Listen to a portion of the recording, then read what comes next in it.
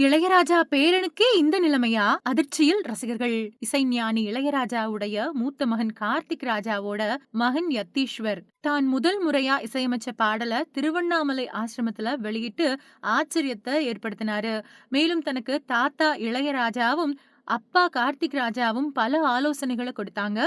கூடிய சீக்கிரமே இசையமைப்பாளர் ஆகப் போறேன். அடுத்ததா சினிமாவுல நல்ல வாய்ப்புக்காக காத்திருக்கேன்னு சொன்னாரு யத்தீஸ்வர். பட் அவர் பேசின சில விஷயங்கள் ஆச்சரியத்தை ஏற்படுத்தியிருக்கு. அவர் பேசும்போது, "இசை குடும்பத்துல இருந்து வந்த நீங்க அடுத்ததா இசையமைப்பாளர் தானே ஆகப் போறீங்கன்னு" கேட்பாங்க. அதோட என்கிட்டயும் எப்போதும் தாத்தா பத்தியும், அவர் என்ன செய்யறாரு? எப்படி இருக்காரு? அவர்கிட்ட நீங்க மியூசிக் கத்துக்கிறீங்களான்னு தான் கேட்பாங்க. உங்களுக்கு என்கிட்ட கேட்க வேற எந்த விஷயமும் இல்லையான்னு எனக்கு கோபம் வரும். நீ எப்படி இருக்க? ஸ்கூல் எப்படி போகுதுன்னு யாருமே கேட்டது கிடையாதுன்னு ரொம்ப கடுப்பாகி பேசியிருக்காரு யதீஸ்வர்.